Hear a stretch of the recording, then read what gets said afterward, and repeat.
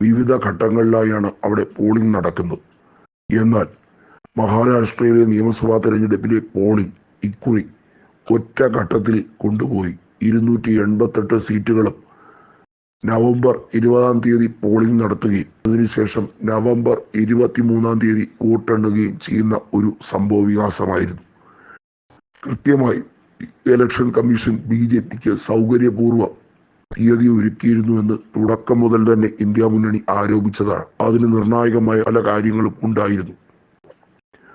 November 20 വൈകുന്നേരം 6 മണിക്ക് ശേഷം 7.83% അധിക പോളിംഗ് രാത്രി 11 മണിയായപ്പോൾ ഇലക്ഷൻ വെബ്സൈറ്റിൽ എങ്ങനെ അപ്ലോഡായി.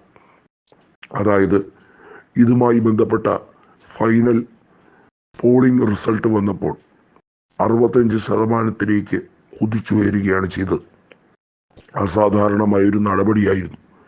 5.25 ലക്ഷം അധികം വോട്ടുകൾ എണ്ണിയിരുന്നു എന്ന് പറഞ്ഞപ്പോൾ തന്നെ ഈ അസ്വാഭാവികത വ്യക്തമായതാണ്. ഓരോ മണ്ഡലത്തിലും 10 മുതൽ 15,000-ഓളം വോട്ടുകളുടെ വ്യത്യാസം ഈ കഴിഞ്ഞ 4 മാസത്തിനിടയിൽ ഉണ്ടായിരുന്നു എന്നുള്ളതും എടുത്തു പറയേണ്ട കാര്യമാണ്. ഇതെല്ലാം ആരോപിച്ചാണ് ഇന്ത്യ മുന്നണി കൃത്യമായും EVM നിരോധിക്കണം എന്നാവശ്യപ്പെട്ട് സുപ്രീം കോടതിയിൽ ഹർജി ഫയൽ ചെയ്തിരിക്കുന്നത്. കൃത്യമായി നമുക്കറിയാം, നവംബർ മാസം 11 സുപ്രീം കോടതിയിൽ പുതിയ ചീഫ് ജസ്റ്റിസായി ജസ്റ്റിസ് സഞ്ജീവ് ഖന്ന എത്തുന്നത്. ചുമതലയേറ്റതിനു ശേഷം നടന്ന നിയമസഭാ തെരഞ്ഞെടുപ്പുകളിലെ ഈ തിരിമറിയുമായി ബന്ധപ്പെട്ട സംഭവങ്ങളെക്കുറിച്ച് അന്വേഷിക്കേണ്ട ഉത്തരവാദിത്തം കൃത്യമായും ഇലക്ഷൻ കമ്മീഷൻ ഉണ്ട് എന്ന ആരോപണമാണ് ഇപ്പോൾ ഇന്ത്യ മുന്നണി ഈ ഹർജിയിൽ പറഞ്ഞിരിക്കുന്നത്. ഹരിയാനയിലും തിരിമറി നടന്നിരിക്കുന്നു. അവിടെ ശരിക്കും ഭരിക്കേണ്ടിയിരുന്നത് കോൺഗ്രസ് ആണ്. ഇത്തരത്തിൽ ഒരു അട്ടിമറി നടക്കുമ്പോൾ, അതായത് കൃത്യമായി പറഞ്ഞാൽ ഇലക്ട്രോണിക് വോട്ടിംഗ് മെഷീനിൽ ഇത്തരത്തിൽ ഒരു വ്യാപക തിരിമറി നടക്കുമ്പോൾ ഇലക്ട്രോണിക് വോട്ടിംഗ് തകരാറാകുന്ന ഒരു സാഹചര്യത്തിലേക്കാണ്, അതിൻ്റെ സമ്പൂർണമായ പരാജയമാണ് അംഗീകരിക്കപ്പെടുന്നത്.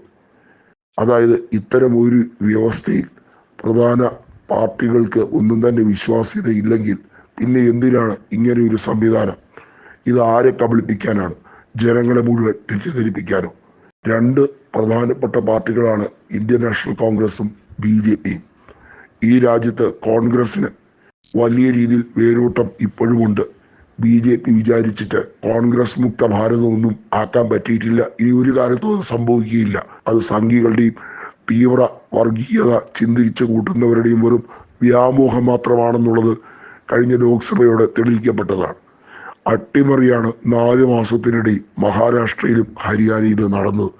ഇതിനെക്കുറിച്ചുള്ള അഴിമതി ആരോപണം അന്വേഷിക്കാൻ തെരഞ്ഞെടുപ്പ് കമ്മീഷൻ തയ്യാറാകുന്നില്ലെങ്കിൽ കൃത്യമായും രാജീവ് കുമാർ ഇതിനകത്ത് പ്രതി ചേർക്കപ്പെടേണ്ടതിൻ്റെ അനിവാര്യതയും ഇന്ത്യ മുന്നണി ഉന്നയിക്കുന്നു.